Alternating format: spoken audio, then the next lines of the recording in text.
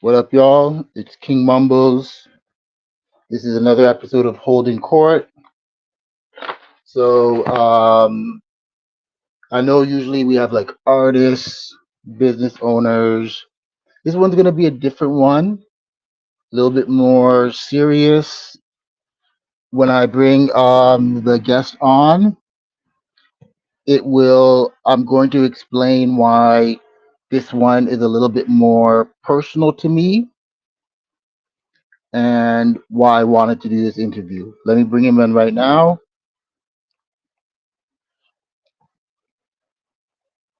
Hold on. Hello, Phil.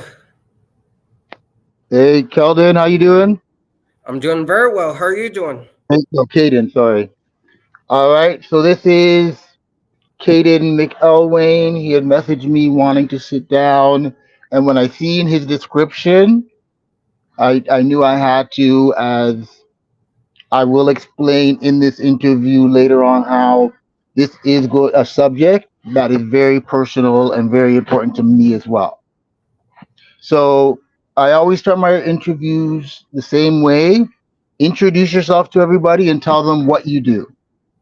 Yeah, absolutely, man. And let me say I like the background and this cool little floaty text thing. I was on a couple months ago that had something similar to this, so I always love that. But to put it quite simply, I'm Kadin McElwain, autistic college student, writer, and activist, and I'm pretty much on a mission to spread as much awareness about autism as possible across various platforms. Throughout my life, I was told I wouldn't amount to anything because I had autism, but time and time again, thanks to a supportive set of parents and my own work ethic and stubbornness, I proved those naysayers wrong. The advocacy work began with a class project in 2022, my freshman year of college. The assignment was think of a way to help the community and act upon it. So my group and I decided on a GoFundMe for Autism Society of America, and we raised over $1,000 for that, and we won a contest with it. But unfortunately, as typical with my generation, the participation trophy generation, the TikTok generation, my group only wanted to do the assignment to get the grade and the prize money we got for winning the contest. And I found that absurd. And I took that and my own experiences as an autistic individual in society, and I thought, if no one else is going to take this cause seriously enough, I might as well be the leader of this movement and bring it to people's attention. Since, because by now you would think they would take this issue seriously enough, the people in power, but no. Unfortunately, you see TikTok bans, Draxo bans, and you don't see stuff that helps people. So that class project led to a bunch of cool opportunities for me, appearing on platforms like this one to kind of tell my story, uh, planning out fundraisers, giving speeches. During this month, like at the very beginning of April, which is Autism Awareness Month, I received, I was a representative in receiving the Portage County proclamation for Autism Awareness Day. Yeah. Okay. Um, so actually I was gonna ask you to share your journey, but I think you did that quite well. You also say that you are a writer and an activist. What type of things do you write? Is it Uh, like stories, songs? What? Mm, and sports articles. Actually, I started writing when I was 14 years old for this website called The Sports Column, which is a blog based out in Baltimore, Maryland, that allows writers all across the world to write about sports. And at the time of this episode, I have over 400 articles between the year I started writing, which I believe was 2018. No, 2019, actually, the very end of 2019, and today. I've interviewed several amazing notable figures in sports: Joe Frazier Jr., James Hagler Jr., pretty much sports legends. I actually had an interview with tennis great Lenny Simpson planned for this year, but he passed in February, so RIP to him. And I'm actually in the running for a Billie Jean King Award for journalism. But I will say that my journey has a lot more that we'll explain during this interview, probably. Okay. So we'll go back to the beginning of like you said autism awareness. Many people um, don't fully understand autism, or we've all heard it, but don't fully get what it means. Do you want to give like a quick explanation of what autism is and how it affects you? Yeah, absolutely. It's still even complicated for me. I'm still learning about autism every day on this journey of adulthood and self discovery. But to put it simply, autism is a spectrum of disorders. You're either high functioning, which is where I'm at, where you're incredibly intelligent, have a talent in certain things, a savant, if you will, but you're just socially awkward and you misunderstand social cues and facial expressions and take things literally. That's where I'm at. But unfortunately, there's also the lower end of a spectrum, the people who can't walk, can't talk, have heightened sensitivities to sound and light. And unfortunately, they have to be taken care of for the rest of their lives and can't live up to their full potential. So, which is honestly sad to see. It truly is. I consider myself lucky because I was diagnosed early with early screening when I was 2 years old. Coincidentally, after getting the smallpox vaccination, not that it caused it, it didn't. I just always find that funny since that conspiracy theory is Yeah. always floating around these days, which I also don't get. I wish to eliminate. But my main struggles for me, like I said, is the social stuff, social cues, facial expressions, misunderstanding things, taking things literally, sticking my nose in people's business sometimes. And when I was younger, I had a heightened sensitivity to haircuts. I don't have that anymore, but I despise peanut butter, probably because of the texture sensitivities. And I have a grudge against headphones, also because of some of those sensitivities. Yeah. What I would add is um, what you have. Hold on. Sorry, getting.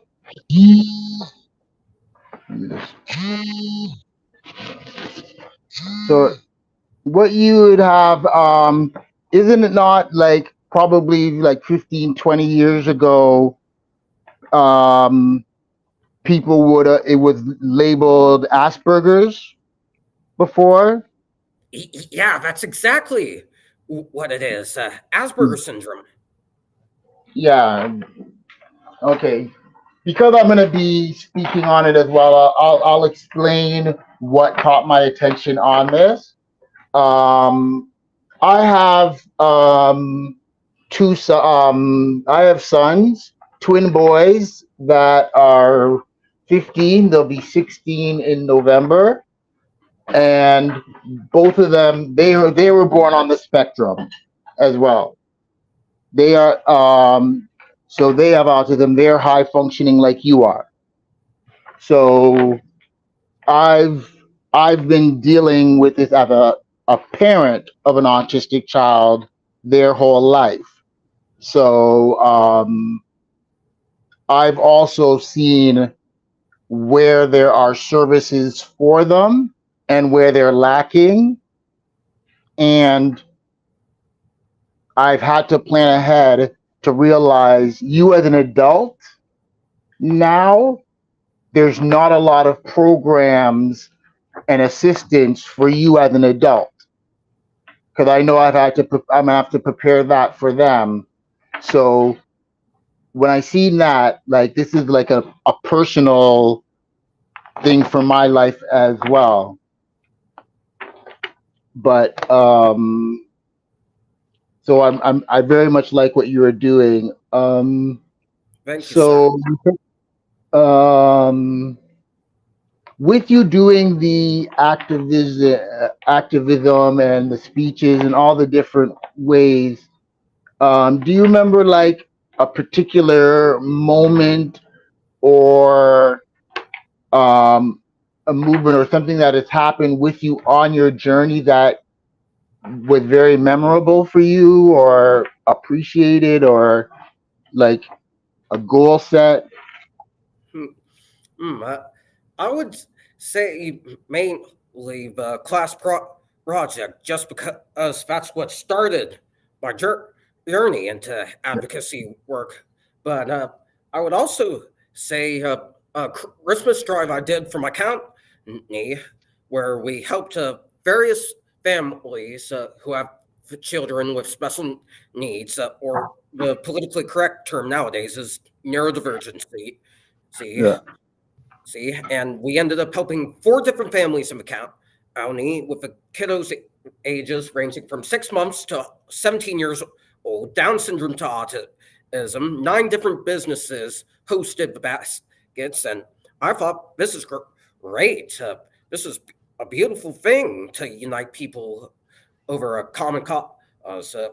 But so not we don't see any unity nowadays. We really don't. We still fight when we need to realize we all have the same wants and a common cause we want to achieve. We just need to put aside our differences or whatever petty squabbles you may have and unite together to achieve peace, love, and positivity in the world. That's the main thing I want for my children. I'm 19, going on 20 right now in July, and like you said, there's not that many autism services out there for adults. Apart from Yeah. Medicaid, maybe the whatchamacallit, food stamps. But the problem Yeah. is you have to jump through hoops to get them, and you have to most likely be severely on the spectrum in order to get them. Because last I checked, especially in America, uh, they don't think people who need Medicaid go on various platforms like this, talk with people Yeah. in power about autism awareness, and advocate for a cause while going to college and getting straight A's. And it's Yeah. honestly ridiculous to see because, like I said, it's a spectrum, but all people with autism and disabilities and anyone else who needs the help should get the help.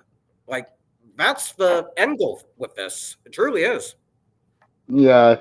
Like, I'm from Canada, and we're very similar in countries of different mental health issues are not really taken as serious as they should be because they're not seen as physical ailments.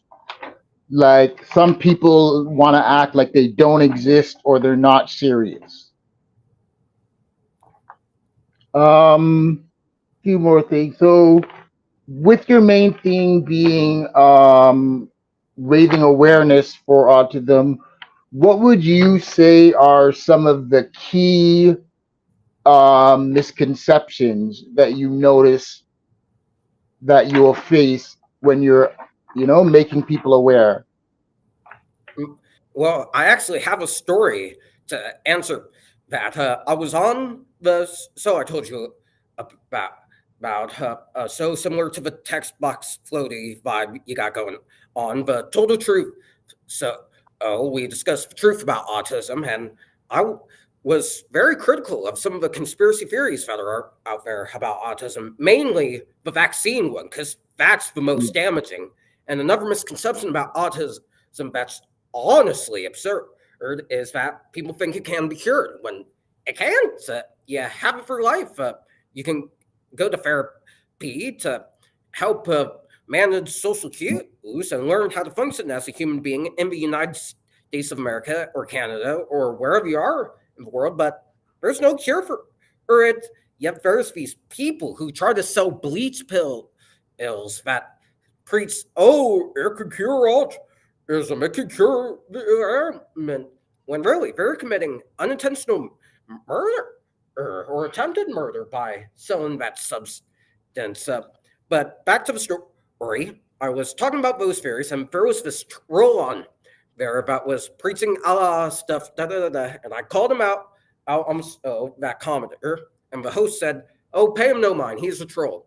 And then the guy said, the commenter, "You are all idiots," and we called him out right then and there and blocked him. I didn't even notice that comment, but after so, the host told me about that comment, and to this day, if there's ever a troll, I just think, sorry, bro, I'm raising awareness about a cause I'm passionate about and spreading positivity.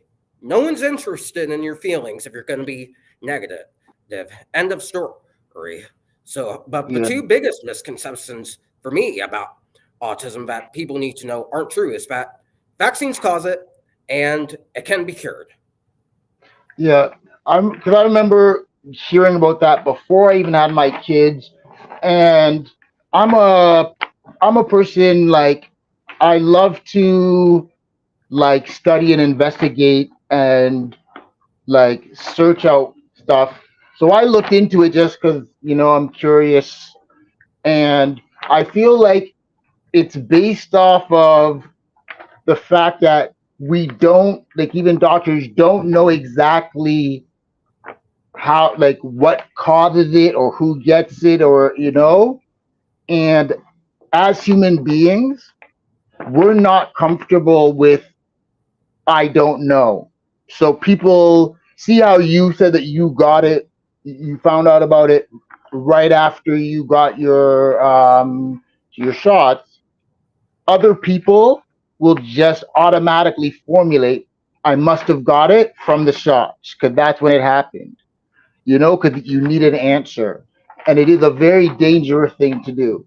It But absolutely is. It really is. And it terrifies me how many conspiracies go about going beyond autism these days. So look at COVID.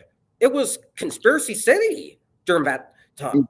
I'm saying that masks are dangerous, the COVID vaccine kills, and X, Y, and Z thing. I think the problem with society is we're one, naive, and two, we aren't comfortable with mysteries. We like to go out and investigate. We like yeah, to go out and make lies. We like to go out and slander people. And that further creates division in the world. very much true. I actually there was I don't know if she's still on, but there was an actual like TikToker content creator that was and I had to challenge her that was pushing out that same cure autism by certain diets and exercises and this and that same type of rhetoric. So I understand what you're talking about there. Um, hold on. A question, especially you being 19, because as I said, my boys are 15, turning 16.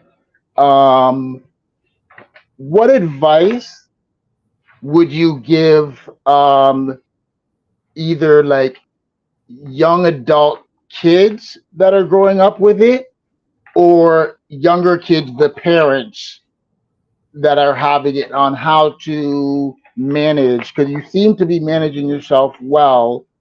Like, what was it? Was it programmed? Like, what did you do to be able to bring you to this? Um, Level of success? yes. Oh, well, well, in the sense of advice to the kiddos, I would say you're amazing, you are awesome, and don't let anyone tell you otherwise, and don't take no for an answer if someone doubts you. Use that to prove those people wrong, and if they continue to doubt you, don't give those people the time of day because they're going to miss out on an amazing person or employee or boyfriend or girlfriend. But in the sense of programs, throughout elementary school, I had an IEP and special education classes, occupational Mm. therapy, physical therapy, that kind of thing. Those helped me tremendously. But in middle school, boom, those were completely cut off without my parents' consent. And Oh, they weren't going to tolerate it. So they went out and wrote to various autism organizations and a state senator state we were living in, Tennessee.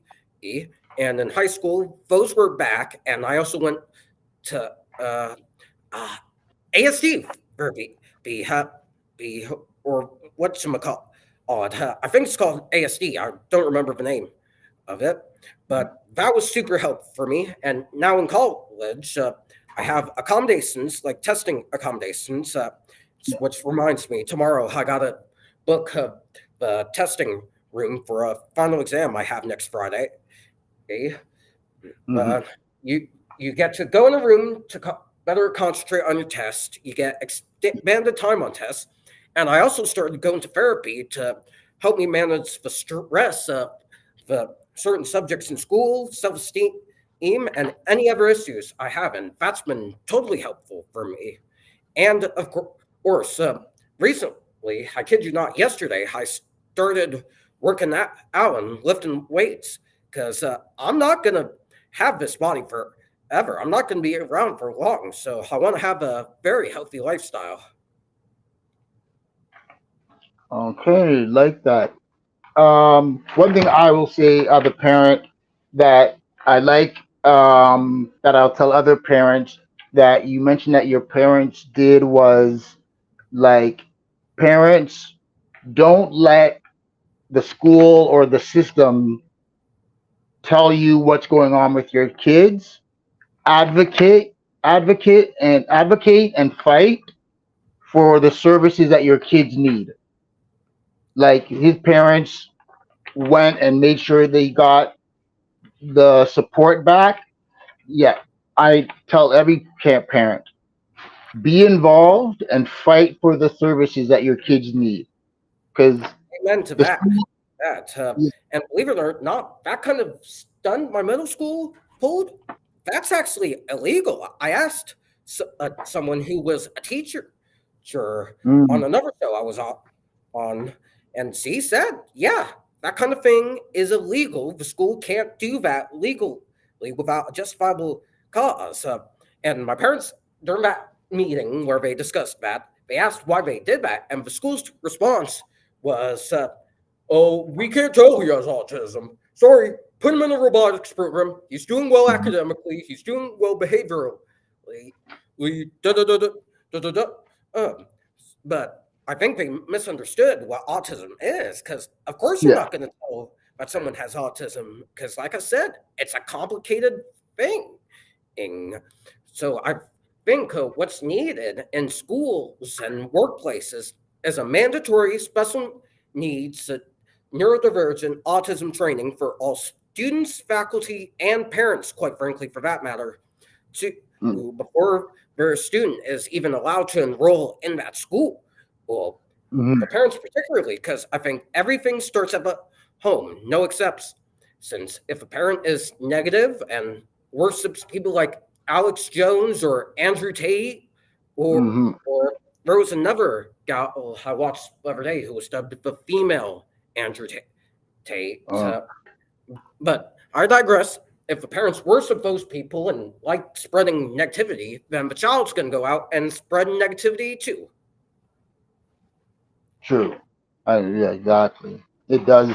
It does start at home, and other than as a parent, I would say take as a parent take any course or thing that they have for you, because the more you learn about it, is the better you relate with your kids. Because I'm like, my kids were young too, and there were certain stuff like the not looking you in your eyes when they talk to you and stuff like that, that my kids would do, that as a parent it used to frustrate me until I understood what was going on, and that helped me relate better, and that helped me deal with them better, so that there was no explosions and no, you know, knowledge is power. It um absolutely is. so just final couple questions. So, like, w- do you have um any, like, what are your short term goals or specific things you want to accomplish, and what are your long term overall goals that you want to accomplish with this journey that you're taking? Mm, Well, Of course, in the sense of short term, which I'm on track to do right now, I'm planning on getting my fourth consecutive dean's list. I have straight A's right now, and finals Congratulations. week is next week. So I'm on track to get that goal. I got 2 more years left to college, and I'll have a bachelor's degree in PR, and I hope to work in either the music industry or the politics industry with that as a PR person. Two of my favorite industries at that. And in the sense of this year, one big goal for me is to write a children's book and get that published about someone with autism, because I think the kiddos need to understand autism too, because the problem with bullying is bullying happens because there's misunderstandings about certain topics, especially autism and neurodivergency. So I think if there was a book written so that kiddos can understand and autism better, then that could lessen the stigma. So that's a big goal for me this year. I definitely want to do a TED talk eventually. Then I want to take my cause to the White House, Pentagon, on all the big state powers. And eventually, once I'm 50 years old, I've had my fun, I have a lot of money, and I've had some experience. I want to run for the US presidency. I think people need the first neurodivergent president in US history. I think that would teach everyone to treat others with kindness. Okay. You know what I like? That you have it planned out, but your goals are not small. Like you have it planned out, you can see the journey, but it leads to a bit, you're not I like that about you. You want to be the president and stuff, but you've planned out how to do it. So that's very good. Um so let the people know those are the questions I have of any like special projects you have coming out, any other speaking engagements. Wait, when you do the book, let me know. Send it to me. I will definitely help you promote it. Like as I said, this is a very personal subject for me as well. So I will definitely support anything in this. Thank you, sir. One big event I'm working on right now, which is in Lake County in Perry, Ohio, at Dairy Queen, is I'm planning a voting event for June 21st to hopefully increase the voter rate in my county. Of course, if you're traveling from worldwide, you can't register to vote in the county. Just because laws state you got to register in your home state, no exceptions. But I would urge you all to come out to that. It's June 21st to 3 p.m. to 7 p.m. We're going to have some speakers and we're going to make an impact. Okay, I'll definitely get all of your information on that, and I'll put it in the description for especially anybody in the area. Let everybody know where they can find you or get in contact with you to either support or partner with you and everything. Yeah, absolutely. You can follow me on Facebook at Kadin Ronald, KadinRonald. Ronald is actually my middle name, but I might change the Facebook name to my full name because why not?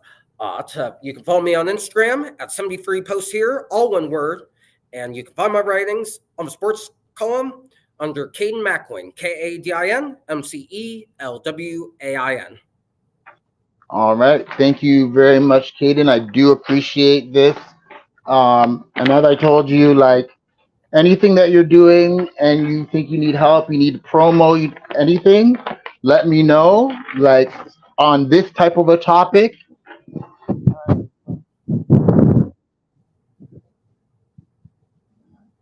All right. So thank you very much for the interview. I can hardly hear you, man. Oh, sorry.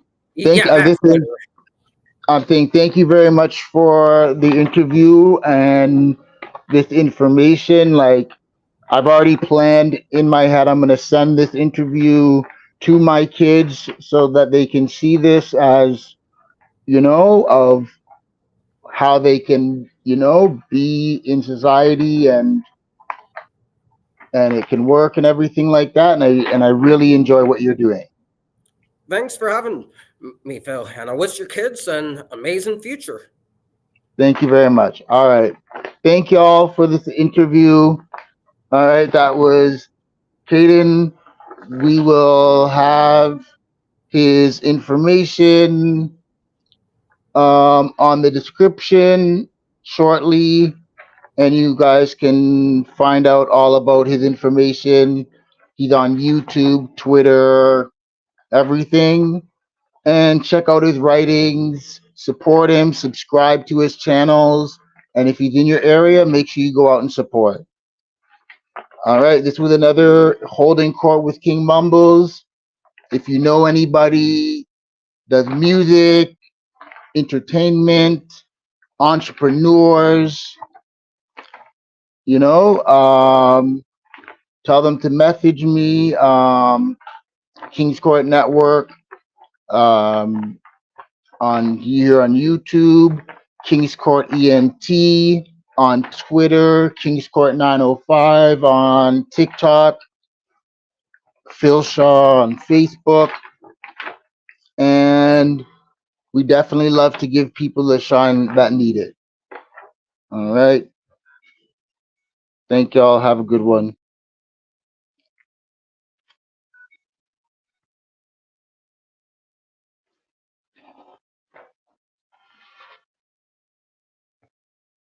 All right, we're gonna play some music to head out, and y'all have a great night there.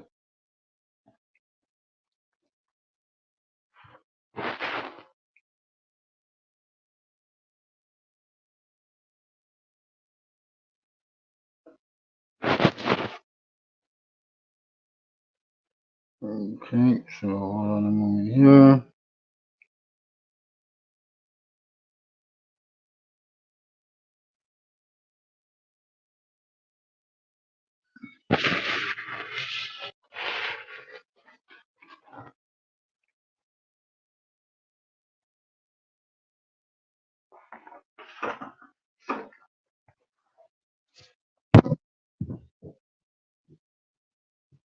I have a couple of more interviews this week, but we do not have any others scheduled at the moment. But we have been pretty solid